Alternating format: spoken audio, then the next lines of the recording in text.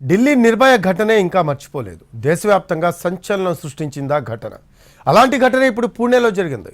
Park చేసి ఉన్న బస్సులో ఓ యువతిపై అఘాయిత్యానికి పాల్పడ్డాడో కామాంధుడు. అది కూడా పోలీస్ స్టేషన్కు కూతవేటు దూరంలోనే జరిగిందా ఘటన. 3 రోజులవుతున్నా ఇప్పటికీ నిందితుడిని పట్టుకోకపోవడం దుమారాన్ని రేపుతోంది. మహారాష్ట్ర పూణేలో జరిగిన షాకింగ్ ఇన్సిడెంట్ 2012 డిసెంబర్ నిర్భయ ఘటనను గుర్తు చేస్తోంది. బస్టాప్లో పార్క్ చేసిన బస్సులో ఓ యువతిపై అఘాయిత్యానికి పాల్పడ్డాడో కిరాతకుడు.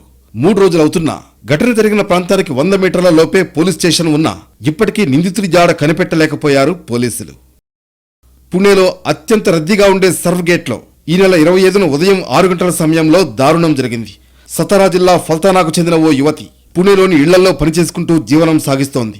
స్వగ్రామానికి వెళ్లే క్రమంలో సర్వ్ గేట్ బస్టాప్కు వచ్చిందా మహిళ. బస్టాండ్లో బస్సు కోసం వేచి చూస్తోంది. ఆమెను గమనించిన ఓ వ్యక్తి అక్కడికొచ్చాడు. ఆమెతో మాటలు కలిపాడు. వెళ్లాల్సిన బస్ ముందుందంటూ మరో ఆర్టీసీ బస్సు దగ్గరకు తీసుకువెళ్లాడు. అక్కడ అంతా చీకటిగా ఉండడంతో ఆ యువతికి అనుమానం వచ్చింది. కానీ బస్సులో ప్రయాణికులు నిద్రపోతున్నారని, అందుకే లైట్లు ఆన్ చేయలేదని నమ్మించాడా కిరాతకుడు. యువతి బస్సులోకి ఎక్కగానే వెంటనే లోపలికి చేరుకున్న ఆ వ్యక్తి డోర్ వేసి ఆ యువతిపై అత్యాచారానికి ఒడిగట్టాడు. ఆ తర్వాత అక్కడి నుంచి పారిపోయాడు. ఆ బస్సు నుంచి బయటకొచ్చిన యువతి తన స్నేహితురాలకు విషయం చెప్పడంతో అత్యాచార ఘటన వెలుగులోకి వచ్చింది. పక్కనే ఉన్న పోలీస్ స్టేషన్కి వెళ్లి ఫిర్యాదు చేసింది బాధితురాలు. వెంటనే కేసు నమోదు చేసిన పోలీసులు 13 ప్రత్యేక బృందాలను రంగంలోకి దించారు. దగ్గరలోని సీసీ కెమెరాలను పరిశీలించి నిందితుడి ఫోటోను విడుదల చేశారు.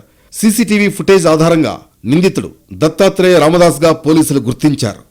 యువతిపై అఘాయిత్యానికి పాల్పడిన వెంటనే పారిపోయిన నిందితుడు ఓ చెరకు తోటలో దాక్కున్నట్లు పోలీసులు గుర్తించారు.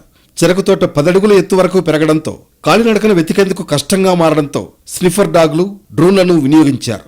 మరోవైపు ఈ ఘటన మహారాష్ట్రలో పొలిటికల్ టర్న్ తీసుకుంది. సర్కార్ తీరుపై ప్రతిపక్షాలు భగ్గుమంటున్నాయి. మరోవైపు నిందితుని కోసం గాలిస్తున్న పోలీసులు ఆచూకీ చెప్పిన వారికి ₹1,00,000 బహుమతి ప్రకటించారు.